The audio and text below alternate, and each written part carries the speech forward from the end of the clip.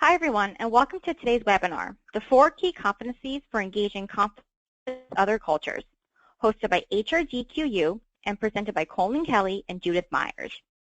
My name is Sarah, and I'll moderate the webinar today. The webinar is going to be about an hour, and if you have any questions, you can go ahead and type them into the questions box. We'll be answering these questions as they come in live at the end of the presentation or in an email if we do run out of time.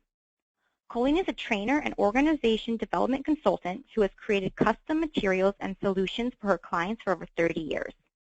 Judith is a clinical and forensic psychologist who has varied career as a consultant in such settings as the courts and reality TV show.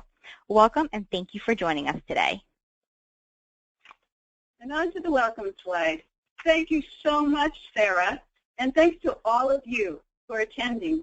I'm Colleen Kelley. And I'm Judith Meyers, and we really appreciate you taking time out of your schedule to hear about our passion and all the time that we've spent exploring cross-cultural adaptability. We feel like we are pioneers in the field of training and assessment in cross-cultural adaptability. So let's look at the U slide. It would be useful for us to know about your interest in today's topic. What brings you here today? What motivated you to enroll in this webinar? Are you just curious about the topic, or do you have a specific reason for attending? If you could just chat in something about this, we'd love to see that right now. What brings you here today, and what is your motivation to explore this topic? Okay. Well, we see that we have a lot of trainers, and there is also somebody who is interested in applying it to study abroad. And then there are others who just have a general interest in the topic. And we have one more organizational development person who wants to incorporate a diversity program into their corporations. Okay, very good. Thanks so much for that. It's helpful to know who's out there and what you're looking for. Now that you've told us something about yourselves, we should probably tell you something about us and how we came to be here today. It's hard to tell exactly where our interest in other cultures began. We both love to travel internationally, and we love to learn about other cultures.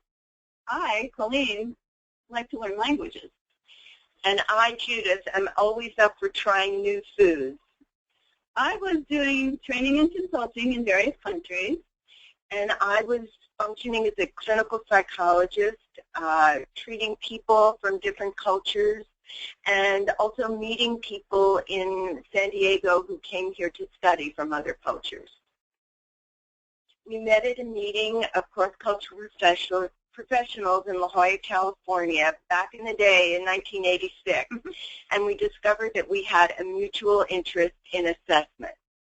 We decided to find an available test to assess cross-cultural competence, but there really was nothing that was available to us. They were either unpublished or proprietary. So we searched everything we could and decided to develop one of our own. And so now we want to look at the culture slide. Obviously, when we talk about engaging with other cultures, we need to be sure that we're on the same page regarding what culture is. So here's a brief definition that we use. It's taken from our Cross-Cultural Adaptability Facilitator's Guide on page 6, which you'll hear about more. And we have a slide for this with the cultural definition. Culture defined. Culture can be defined as ways of perceiving, thinking, feeling, and behaving that are shared, accepted, and customary by a group of people.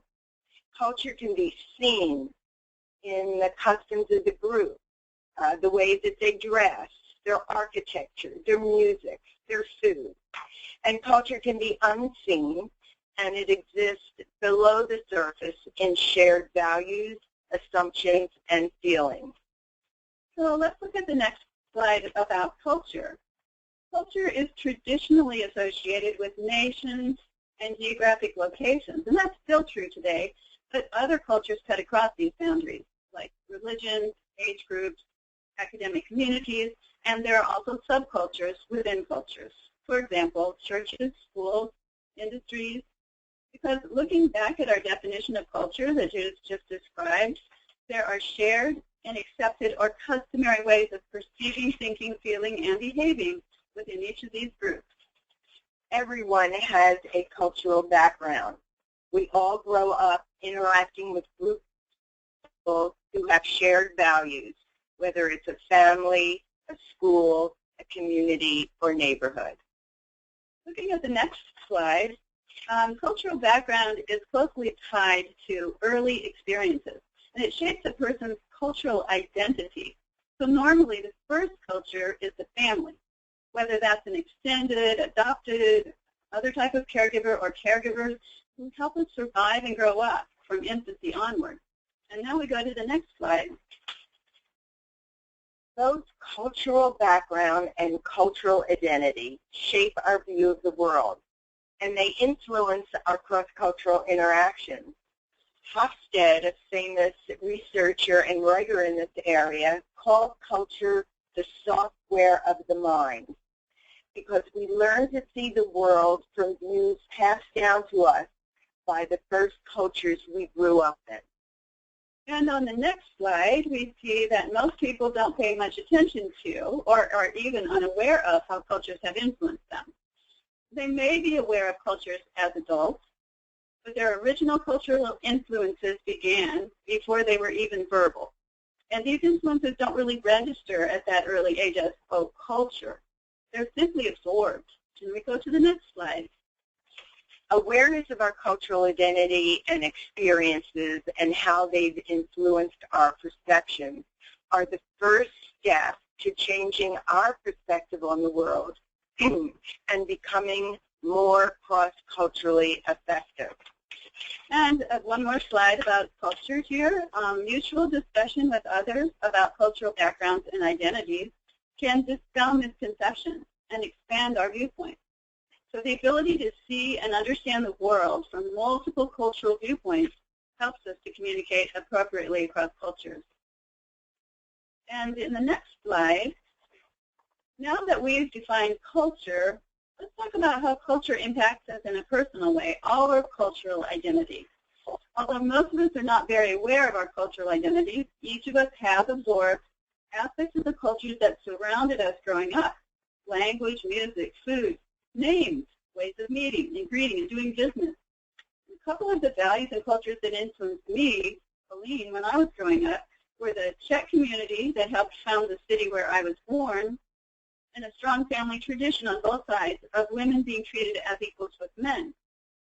The Czech community was close-knit and enjoyed socializing, and these people were also very independent, practical, and can-do people. Czechoslovakian was the first language I ever studied, and I practiced and coached gymnastics, still my favorite sport, at the local social organization. So I had a lot of time to absorb their culture. For me, my cultural identity was very much influenced by growing up in Philadelphia, and it really strengthened my identity as an American. It was very close to all the historic sites like Betsy Ross's house and signing the Declaration of Independence, and it really influenced me and gave me a lot of pride. Later on, I interacted with a multicultural neighborhood, and my love of Latin music and Latin foods emanates from that. So let's do a quick survey to see what influenced your own cultural identities. What culture did you grow up with, such as family, community? What did you identify with? This doesn't necessarily mean your current nationality necessarily, but more specific influences in your formative years. What were the various groups of people that influenced you? All right, well, we'll give you a couple of minutes to chat that in. Okay, and really there's a broad range of answers here. Some people looked at their religious roots. Some people have strong ethnic identities. People were influenced by growing up in an Italian neighborhood, all the food, the Italian market. Looks like some people have had quite a few cultural beginnings. Well, and that's certainly becoming more and more common with the diversity of our culture, and also even families bring together multiple cultures. And often there's a shared culture, which we experience around holidays. So we see that we bring here today many diverse cultural influences and identities, and that's great because you'll really be able to relate to what we're talking about. So let's look at the next slide and find out why cultural identity is even important. Yes, why is it important to be aware of your own cultural identity, the identity you carry with you into other cultures? Well, awareness of our cultural identity is the first step to being able to perceive and understand others' reactions to us, to talk about aspects of our cultural identity and cross-cultural interactions, and to be able to expand that identity. And let's look at the next slide.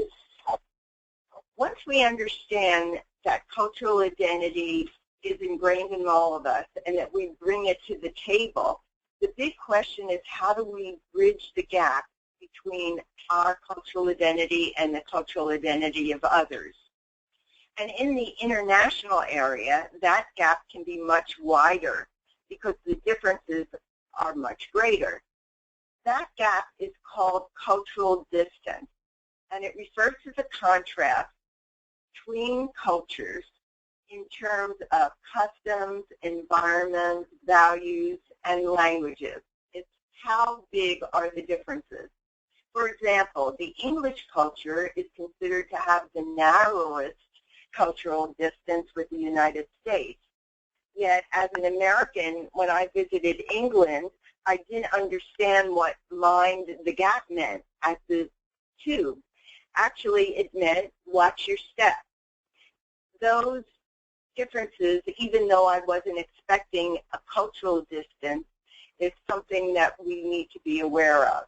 And let's go to the next slide. In general, the larger the cultural distance, the bigger the challenge in successfully and productively and harmoniously bridging that gap. And the next slide. And bridging that gap is what the 4 key competencies are all about. These competencies are the bridge. They help us make the connection, have successful interactions, and form productive and long-lasting interpersonal relationships. Let's move to the key competencies slide.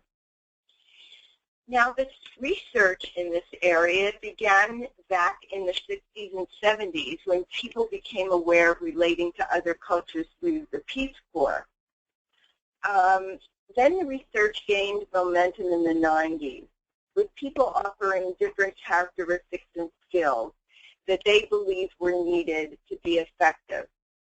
There was a lot of debate about what was more important or what terms were being used, but essentially there were key components that made up, quote, the universal communicator. These central factors of skills, agreed upon and supported by the literature, have remained constant. They are cognitive, ways of thinking about things, emotional, feelings, behavioral, actions, and social emotions that when combined result in increased effectiveness in cross-cultural situations and the ability to form relationships with people who are different from ourselves. One interesting fact about these competencies is that they aren't easily quantified through direct questions in the same way that maybe personality or management style isn't easily quantified upon first observation. So an assessment measure helps us organize this information to make it understandable and manageable. An assessment, after all, is just a quick way to gather information that would become obvious or apparent over time, and also give us the consistent vocabulary to communicate with. So let's look at the slide, factors easily assessed. Because in addition to these more complex competencies, and we're talking here about competencies applicable across all cultures, or what are known as culture general competencies, the research has also identified factors that are easily assessed through simple questions. You can answer these easy-to-assess factors for yourself as I describe them now. One of these competencies is the ability to speak one or more languages. Of course, knowing the language of the culture with which you're interacting is especially helpful, but speaking another language allows you much greater ability to communicate directly with those in the culture and to understand the culture, and it trains your mind to learn other languages if needed. So the second easily assessed competency is experience living in another country more than 6 months. This amount of time generally gives you a chance to move through the various phases of adjustment to another culture and connect with the culture at a deeper level. Naturally, experience living in the specific country where you're going can give you an even greater advantage. The third easily assessed competency is knowledge of the culture of another country. Knowledge of how cultures differ prepares you to understand and interact appropriately within any culture. It helps you to know what questions to ask, what to pay attention to, and what you should learn more about for effective interaction. And again, if the culture you've studied is the one to which you're going, this is even more of an advantage. So it's easy to assess yourself or others on these three competencies. Just ask, do you speak another language? Have you lived in another culture for 6 months or more? And have you studied the culture of another country?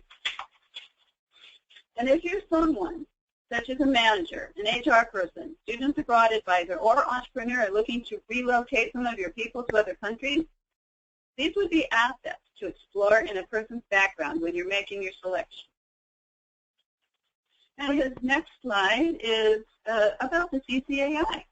All right, this brings us to the CCAI, which is the Cross-Cultural Adaptability Inventory, which helps us to identify the 4 key competencies that can't be easily measured or observed.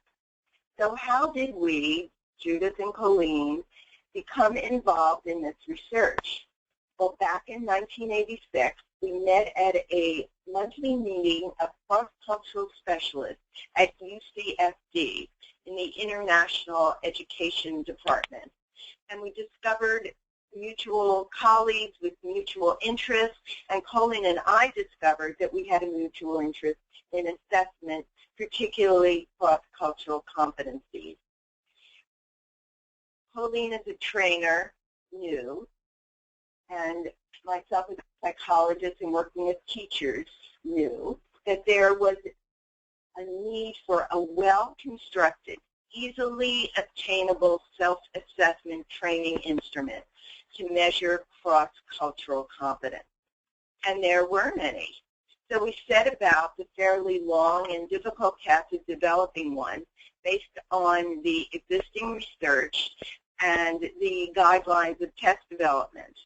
It took several years and many iterations, but we developed a very solid instrument that remains the gold standard of cross-cultural effectiveness training methods today. And I say that because when you look at the bibliography that we'll refer to later, you see that there's a lot of ongoing research still about the CCAI. In the meantime, corporations have extended their global reach. Study abroad programs are part of the curriculum on campuses, and there's been an emphasis on diversity in the workplace and even our politics. So the interest in and demand for more information about these factors only continues to grow. And at the same time, these 4 competencies that we're discussing remain constant, valid, and relevant. The research continues to show that there are central skills that make the difference between cross-cultural success and failure across cultures. So let's look at the next slide, which is how do we get our hands around this research in a useful way. With the growth in these three areas, as well as the increasing interconnectedness of our world, there has been a greater awareness of the importance of cross-cultural effectiveness in cross-cultural competencies, and with that, a number of other instruments and different models. What's interesting is that most of these other instruments measure the same thing, but they slice the pie in different ways. They group these factors in different ways and under different labels, and they may even give a competency a new name or use the same name for a dimension that we use, but define it differently. For example, everybody agrees that emotional intelligence is a key cross-cultural competency, but there are a lot of different terms for it. For example, hardiness, motivation, and so on. The use of existing labels to mean new things can be confusing, but again, the bottom line is that the research hasn't changed that much. The core competencies that were identified in the literature 30 years ago are still valid and relevant. People need oxygen to breathe, and people still need the same skill set to be successful when interacting with other cultures. These competencies are interrelated, and they form the basis for increased success across cultures. The challenge is how to make these skill sets easy to understand, remember, develop, and apply when needed. We think these competencies meet the criteria. So we're going to look here at the slide of the 4 key competencies. These 4 competencies that we named in 1986 are emotional resilience, or ER, flexibility, openness, or FO, perceptual acuity, or PAC, and personal autonomy, or PA. Let's explore these in more detail. Let's look at this slide where luggage seems to be being lost. Here's an example of something that often happens before you even arrive in a new culture, but it can affect your emotional state once you're there. I know I'm not the only one who's had this experience. I've had crucial training or consulting trips where my luggage did not arrive with me. One of these was a 3-day training in a small university town in the Nordic countries. My plane left San Diego for New York and landed in Phoenix about an hour later for a 6-hour emergency plane repair. By the time I arrived at my destination, no one knew where my luggage had been sent. I was jet-lagged, straining to understand a new accent, trying to understand the phone system. It was Sunday. Stores were closed. You get the idea. All of the clothes I wasn't wearing on arrival and most of my training materials finally showed up the afternoon of the last day of the event. These types of situations, and this is the next slide where we see the woman is having some negative emotions. These types of situations can trigger negative emotions, such as frustration, anxiety, and disappointment. And you know there are many of these situations cross-culturally. For example, you can't come to agreement on a contract, or you realize after the fact that you made a major cultural faux pas during an interaction, or when you just don't understand what is going on. These are a few examples, but living and working in another culture brings these types of situations up on a daily basis. So let's do a poll. Let's take a quick look at our own recent experiences with these types of challenging situations interacting with a new culture. Can you visualize or remember a cross-cultural situation where you were frustrated, disappointed, upset, discouraged, or experienced some other negative emotion? On a scale of 1 to 5, how would you rate your ability to rebound, bounce back, or return to a positive emotional state? Or as we say, how quickly were you able to get over it or get back on an even keel? And we go to the next slide. People smiling. Okay, so I'm sorry.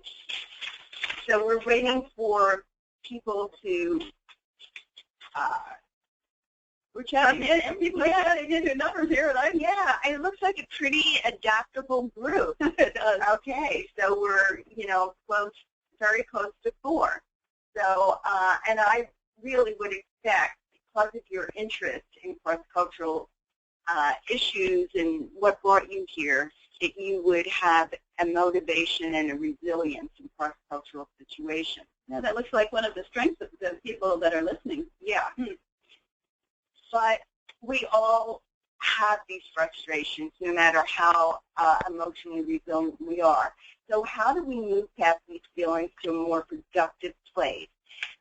In other words, how are we able to deal constructively with the stresses of these interactions?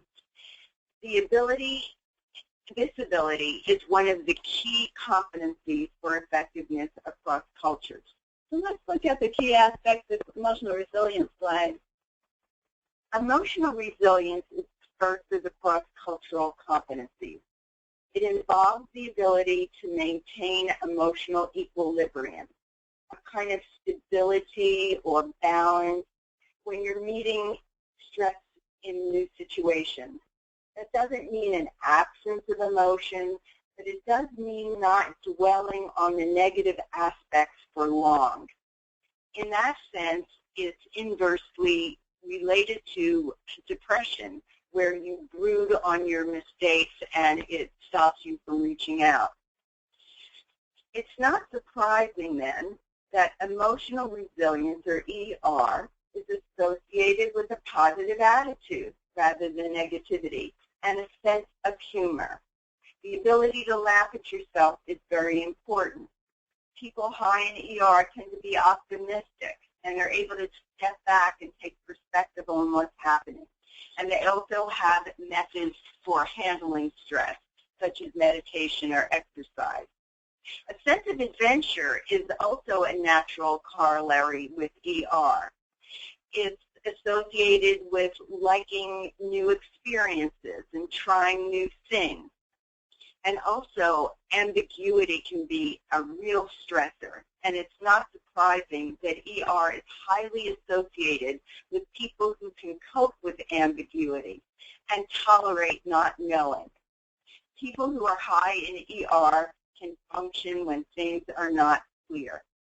And finally, when your emotional equilibrium is disrupted, ER is the ability that helps you bounce back from setbacks.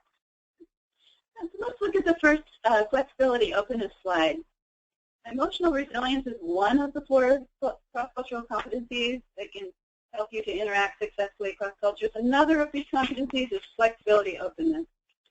Let's return to the scene of the missing luggage. I lost my clothes, toiletries, training materials.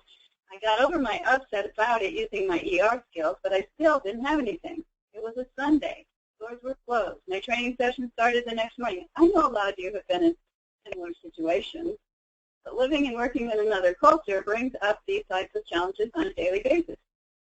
They can cause ideas and creativity to shut down when they're needed most, and make you feel less able to adapt to the situations. But they can also make people retreat into themselves, searching for a solution. But looking at the next slide, flexibility openness is about more than being flexible and able to adapt. It centers on being able to enjoy interacting with and learning from others, especially people who are different from you and who have ideas different from yours. So here I was in a small town filled with people using their cell phones to speak a language I didn't know while riding their bikes at top speed. And when I spoke to the airline personnel about my trip insurance, before the hotel, my contacts for the training event, I realized that these people seemed to think and solve problems in ways I wasn't used to. Flexibility openness is needed in many situations when interacting across cultures, from the different ways people in the host culture do business, dress, and greet, to the diversity of ideas they bring to discussions, the amount of conflict they're comfortable with during an exchange of ideas, or the pace at which people are used to having a project proceed. These cross-cultural situations call on our ability to be open-minded and tolerant and even attractive to those who think and behave differently from ourselves. Okay, so let's go back to a quick poll, and we'll look at that slide at the same time and take another look inside ourselves at our own experience with this type of situation. So can you visualize or remember a cross-cultural situation where you were with a new group or culture, or spoke with someone who had different ideas than yourself and had to form a relationship. Were you initially skeptical and unsure about these people? How would you rate your ability to be open-minded and tolerant in this situation? All right. Well, the numbers also look very good. They look pretty good. They're a few low ones, but yeah, people generally feel pretty confident with that scale. It looks like 3s and 4s and 5s, so a few 1s and 2s. Very good. Okay. Thank you so much for chatting in. All right. So we know so far that we have a very resilient, flexible group. So let's look at the next slide. Flexibility, openness. We see a lot of people in that slide. All right, you see the interaction there. And flexibility, openness, or FO, is the second of the key competencies for effectiveness across cultures. So let's look at the key aspect slide now. Flexibility and openness, or FO, involves being open-minded. It's liking other people who are different from ourselves and suspending judgment. People with FO like different ways of thinking, and they look for ideas that are creative and new to them. They have a drive to seek out people who are different and are interested in learning more about them. And if you're high in FO, you're probably have a group of friends who are very diverse. People with high FO tend to be non-judgmental, tolerant, and understanding of new people and their ideas. Things that go along with being open-minded. The focus is more on listening than judging and not jumping to quick conclusions. People who are high in FO are not rigid in the way that they think. Above all, they like many different kinds of people. People who have different interests. People who have different ideas from themselves. They enjoy diversity. People who are high in FO probably have friends from other cultures or belong to organizations and groups with a diverse membership. FO is associated with positive attitudes toward the unfamiliar, such as creativity and innovation. It's openness to change as well. The next slide we're going to look at, the first slide dealing with perceptual acuity. You're seeing a woman looking over her glasses, and we've talked about emotional resilience and flexibility, openness. A third cross-cultural competency that's critical to successful cross-cultural interaction is perceptual acuity. Back in my Nordic country, I'm now in the training room. The participants have different body language, ways of dressing and sitting, speech patterns, and I'm accustomed to it, including the types of questions they ask and how much silence they seem to be comfortable with. I'm holding on to my ER, feeling confident and relaxed. And my FO, excited about meeting these people and listening to their thoughts and ideas. But now my TAC is really challenged, so I'm trying to decipher how people are feeling, what they're thinking, how they're receiving me and my presentation, what some of the unusual questions I'm being asked might mean. I'm sure you've had similar experiences if you've conducted classes, seminars, training sessions, or just had conversations across cultures. One of the most difficult things about communicating in another culture is contextual cues, the ability to pay attention to and accurately perceive or interpret the meaning of communication cues is called into play every time we try to convey meaning to a person of another culture. This skill is the currency that allows us to convey and receive messages in all our face-to-face interactions. Okay, so let's go back to the poll and look at another slide. Okay, and now we're going to look at our experiences with TAC. Can you visualize and remember a cross-cultural situation where you were talking with someone and you had to And how much did you focus on their body language or nonverbal cues? Did it give you more information about what they were saying, or did it confuse things, such as a person saying yes and shaking their head no? This is an example. So on scale 1 to 5, how would you rate your ability to be observant of another person's body language and the nonverbal cues in that situation? Okay. Again, we've got quite a range, but it looks like this is fairly high. Yes, well, this also involves sensitivity, so this may be second nature to you, given the fact that you're human resource people, trainers, to pay attention to the subtle interpersonal cues. Should we wait for more? No, I think we have a good idea here that this is a very observant group. Yes. Okay. So if we look at the next slide, the question is, how well do we observe and read the subtle signs that accompany the words involved in cross-cultural communication? If you look at this slide, no words need be spoken to understand how these people are feeling. Boredom is written on their faces and in their postures. If we look at the next slide, what about these smiles? If you haven't seen the previous photo, would you consider these smiles and postures to convey a positive, upbeat group? In the context of another culture, these smiles might be even harder to read. Thailand, a country that emphasizes harmony, is known as the land of smiles. Books have been written on the various smiles in that country and what they mean. These are examples of how cross-cultural situations can challenge our ability to pay attention to and interpret our environment, and specifically, people's nonverbal or body language and verbal cues during communication. So this can include, and you're familiar with a lot of these, tone of voice, posture, facial expression, and so on, but also things like how low people bow, how they greet each other, who sits next to whom. And as you become better at this, you become more accurate at interpreting these cues and more aware of your own impact on others. So let's look at the key aspects slide.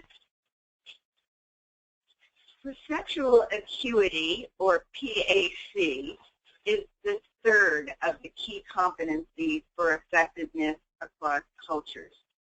People with high PAC pay close attention to body language. They understand that it communicates feelings, attitudes, and messages that maybe can't be put into words in many cultures. Body language, as Colleen said, can include facial expressions, your tone of voice, the eye contact, hand gestures, proximity, how close people stand to one another, the pace of the speech, and other contextual elements. People with high PAC focus on the communication dynamics as well, and the contextual cues that are present during conversations and meetings. For example, who speaks, who doesn't speak, who sits next to whom, how is the room set up. These are just a few of the cues that can convey messages across cultures. If you're interacting with a person who has high PAC, you know what a pleasure it is to be listened to and feel that you're understood. And if you're the person listening, then you know how hard it can be to pick up on the correct cues. And if those are high on PAC, you know that you can have a very good personal connection, and it helps cement business relationships because you're sensitive to nonverbal cues, and that helps build relationships. People who are high on PAC tend to have a better understanding of thoughts, feelings, and attitudes of others. They have a sensitivity about these things. They focus on attending to what the other person is saying, but also how it translates into that person's point of view. This is also known as empathy or cultural empathy. The good thing is that the more you pay attention to these cues, the better you get at perceiving them accurately, and the more productive your interactions will be. That will help build a sense of trust through mutual understanding. So let's go to the first slide on personal autonomy, or PA. We've looked at emotional resilience, flexibility, openness, and perceptual acuity. And there's one more key competency for successful cross-cultural interaction, and that is personal autonomy. Back in the Nordic classroom, the usual communication cues I was used to reading from participants weren't there. I had never met anyone in the room previously. Everyone's body language was much more reserved and non-communicative than I was used to. It definitely helped that most of the participants could communicate in English, but from time to time people would talk together in their native language, of which I knew almost nothing. In these kinds of situations, we need to be able to draw on our own self-confidence and not be too dependent on cues in the environment to reinforce our sense of worth or identity. At these times, it's important to have a solid sense of our own values as well as respect for ourselves and everyone else involved, for others. Otherwise, it's easy to become overwhelmed and retreat from the cross-cultural experience. Some other typical personal autonomy situations are, for example, when a person in a conversation is from a more aggressive culture and the other is from a more harmonious culture, or a three-person team from one culture is negotiating with a seven-person team from another culture. Sometimes personal autonomy is called upon in ethical situations as well. So let's go to our final poll slide. And we have a question regarding, can you visualize or remember a cross-cultural situation when you were with someone or a group whose values seemed different from your own? And then on a scale of 1 to 5, how would you rate your ability to feel confident of your own values while respecting those of others in that situation? So please chat that in. 1 to 5. Okay. A bit, it looks like maybe it's a bit lower on this particular scale. I'm seeing, some 1s and 2s, but a lot of 3s and 4s, and really a huge amount of 5s. So this is maybe the area that if we were a team, we might work together on this one. I'm seeing that same trend continuing here. So, yep. Okay. Give you a few more 5s. I shouldn't have said anything. Okay, very good. So, the main purpose for our polls is just to help you to get a grasp within yourself of these dimensions. So let's look at the next slide, which helps us to understand a little bit more about this. We see people sitting around this table. Personal autonomy is the fourth and final key competency, as I just mentioned, for effectiveness across cultures. It doesn't mean independence. That's very important. It applies to group cultures as well as individual cultures and can be influenced by gender. And on the next slide, we see that it also involves core values. It has a lot to do with self-confidence and respect for one's own and others' values, as well as being a self-starter. That's also important. So let's look at the key aspects slide. Personal autonomy means that we need to have a clear understanding of what our personal values are, and knowledge of what we believe in, stand for, and base our everyday actions and decisions on, whether those values fit the group or the individual first. So the bottom line is that PA deals with how confident we are of who we are when we are apart from our culture, whether it be a group culture or a more individualistic culture, and to not feel diminished if we're not being validated by others. Personal autonomy gives us a kind of relaxed state in which we can interact with another culture without feeling we have to protect ourselves. So it's extremely important. Self-confidence and positive self-regard, or generally positive feeling about who we are, go hand in hand. They're all part of the same fabric. And people with high personal autonomy are, as I mentioned before, self-directed. They tend to take the initiative to interact with those of other cultures or to move forward in a new culture. And again, personal autonomy requires respect for ourselves and our own values, as well as respect for others and their values. So this is the basis on which we're able to have productive interchange across cultures. So let's look at, you can always look at the 4 competencies. How can we maximize our cross-cultural success? And that is the next slide. All right. So as an individual who is motivated to interact across cultural boundaries, it's important to strengthen and use your cross-cultural competencies and to become aware of those areas that you're less strong in and to leverage your strengths to improve your weaker areas. Otherwise, there could be a risk for a failed assignment if you're an international businessman, or a loss of enthusiasm for cross-cultural situations in general. So analysis of these situations based on the 4 key competencies can help you create more positive interactions, have more business success, and an increased enjoyment just interacting with others, including diverse friendships. So how can you maximize your cross-cultural success? First of all, practice these skills, and there are many ways to do it.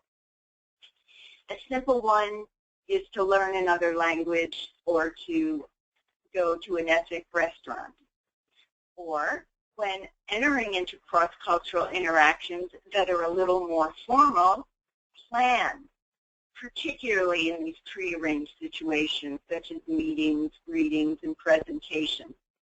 Think about the various scenarios that might arise and which of the key competencies might be used in these scenarios to create the most positive outcome. It is also important to balance your team and help them understand and use these key competencies.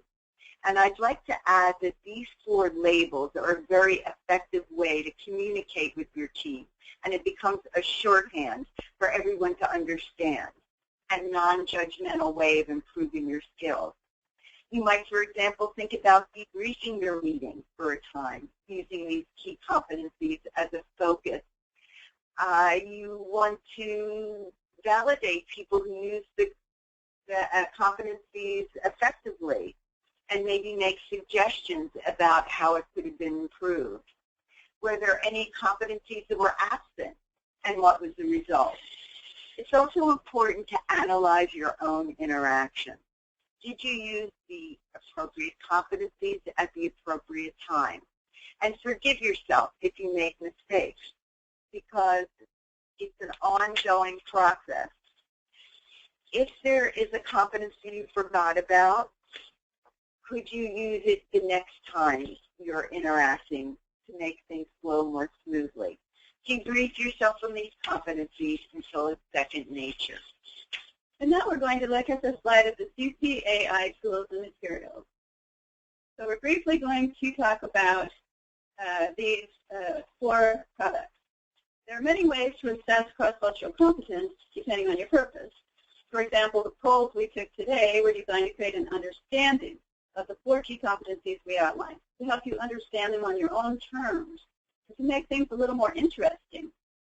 To have something useful beyond just a brief understanding of the competencies, you need a statistically accurate instrument that serves your purpose, but interviews and evaluative tests can also be very useful. Of course, our favorite instrument for measuring these competencies is the Cross-Cultural Adaptability Inventory, and HRDQ publishes 4 of them. Here's a brief summary of each. The self-assessment comes in paper and online versions and is the actual assessment tool or test. The Action Planning Guide provides specific suggestions or action steps for growing on each of these 4 competencies.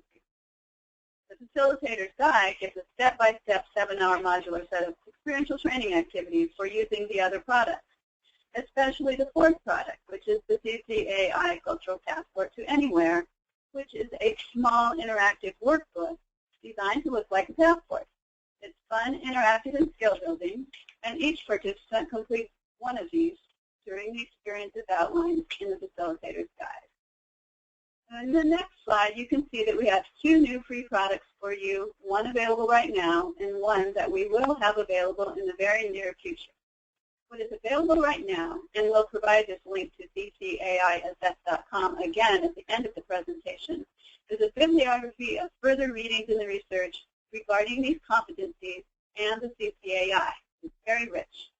And what will be available soon is an updated e-version of the 82-page CCAI manual that includes about everything you would want to know about the CCAI, statistics, scale items, form details, and so on. And it also has a step-by-step for a trainer using the instrument. So let's look at the slide of advantages. We developed the CCAI to have the best assets of a training instrument. So I'll refer to the CCAI as an example here, but this is a list of advantages of any assessment instrument that you are thinking of using. You might use this as a checklist. First, and we are on the first item on the advantages slide, it's easy to take and quickly completed. It takes about 20 minutes for the CCAI with 50 items. Second, it's designed to be transparent. This minimizes the resistance to responses. People, if they don't agree with their scores, they can go back, see how they gave themselves the scores. If they misscored, they can change it. Third, it's statistically strong. CCAI has high base content and construct validity and an overall reliability score of 0.90.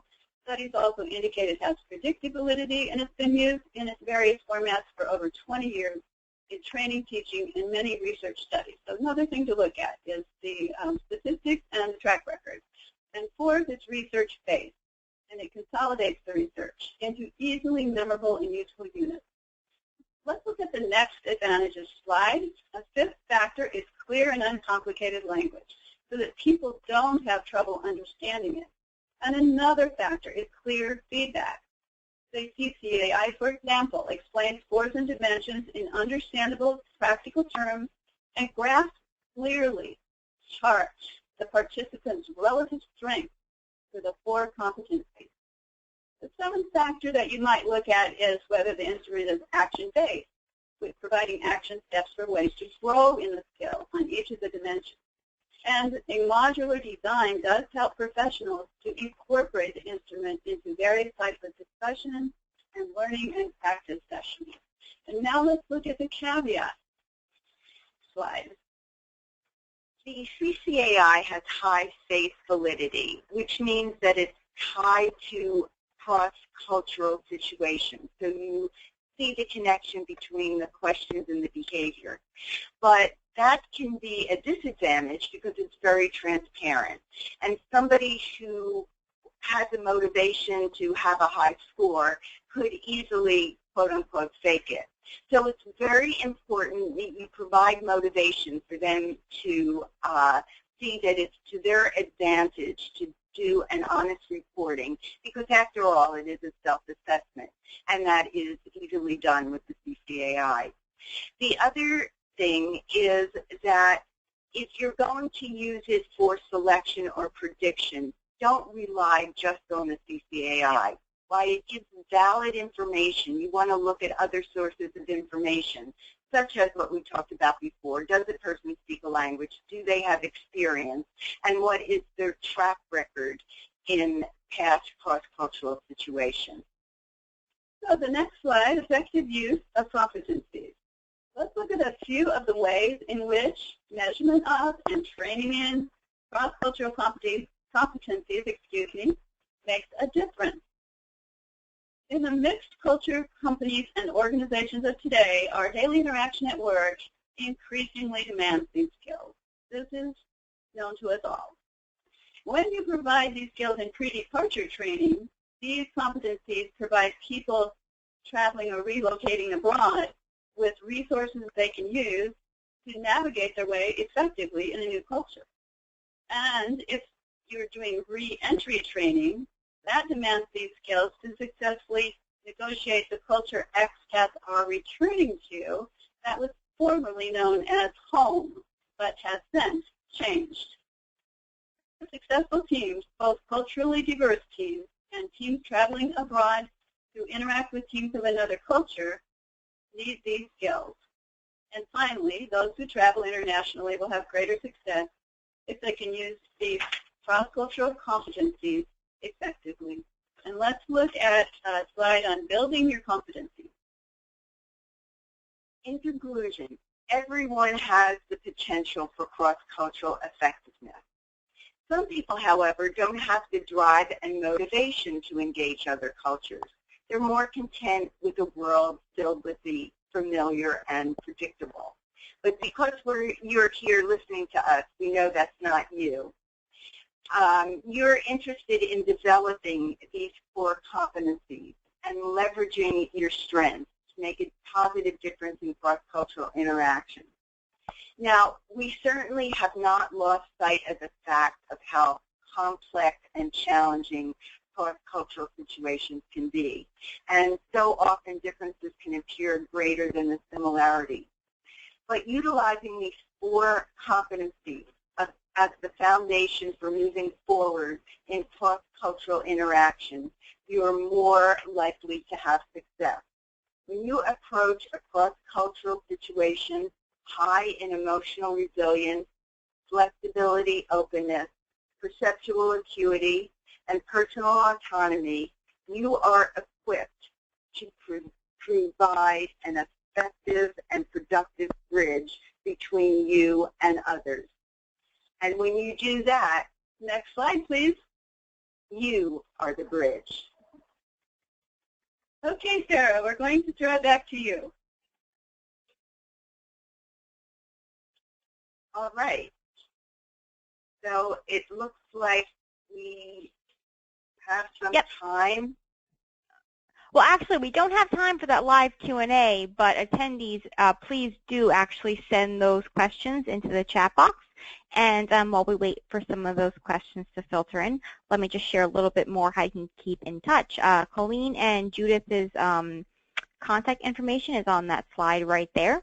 And then also, for joining us today, we are offering a 25% discount off of the CCAI tools and materials. So go ahead to HRDQstore.com for more info. And that coupon code for that is going to be CCAI16, so don't forget to use that. And then also, so I know we're not going to get time for those questions, but we're actually going to submit those questions into a Word doc, and then any unanswered questions that we're not getting to, we'll actually send those over to Colleen and Judith, and they'll answer them, and then we'll actually send those out to you guys next week, so nobody will be ignored. So thanks again, Colleen and Judith, and would you just like to add any final thoughts before I wrap up? Yes, this is Judith. I want to thank you so much for attending. As I said in the beginning, this is our passion. You have our contact information. So any additional questions we can answer or information, we're happy to communicate with you. Yes, exactly. We love to talk with people about these, some dimensions and about the CCAI, so please do contact us. Thank you. And thank you again for taking the time out to be here and interact with us. All right, thanks so much, Colleen and Judith. And again, if you'll receive that email about mid-next week with those answered questions. So everybody in the line, we appreciate your time, and we hope you found today's webinar informative. Thanks.